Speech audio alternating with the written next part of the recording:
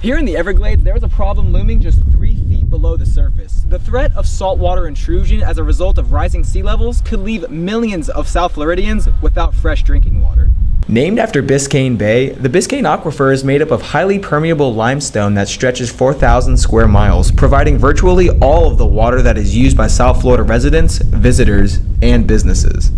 Even 1 meter of sea level rise would move the saltwater interface in the Biscayne Aquifer inland quite a distance. You know, it's not exactly known how much, but I would say on the order of a half a mile or something to that effect. And just the volume of ice that's melting down in Greenland would account for about 3 to 5 meters of sea level rise by itself. Scientists believe that the sea levels will rise 1 meter by 2040, leaving the aquifer's fresh water obsolete. Without this abundant source of fresh water made cheap by its proximity to the surface, many cities could become uninhabitable. Fire stations are not going to be able to operate. We're going to have stranded buildings out in the surf zone. Who is going to haul those buildings away? I mean, people don't appreciate the significance of this. The 8 million people rely on the Biscayne Aquifer for water supply. If we look at 2040 as a benchmark, you might lose 10 or 20% of the capacity of the aquifer. By the year 2100, if you look at a projection of 3 meters, maybe that's the least of the problems because we would lose the areas that people occupy. The introduction of well pumps and drainage canals in the early 1900s lowered the water levels in the Biscayne Aquifer, resulting in the aquifer's first incident with saltwater intrusion.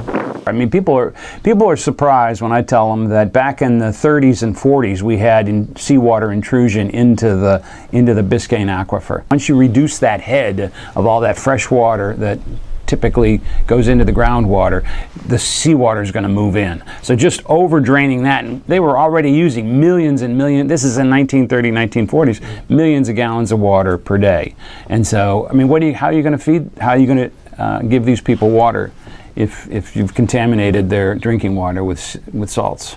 With the threat of saltwater intrusion, scientists will have to turn to more costly solutions through desalination plants and reverse osmosis to return the water back to its purified state. Reverse osmosis would be the primary means of using membranes, removing the salt, and making the water appropriate for human use. We do have a monitoring network that we monitor regularly to look at chlorides and is the front moving in, is it remaining stable? All you gotta do is throw money at it.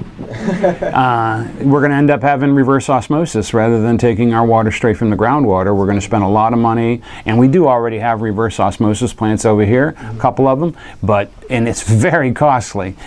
So it just depends on whether you want to spend the money now and prepare for something that's going to happen in the future, or just close your eyes and wait until it happens and then react to it.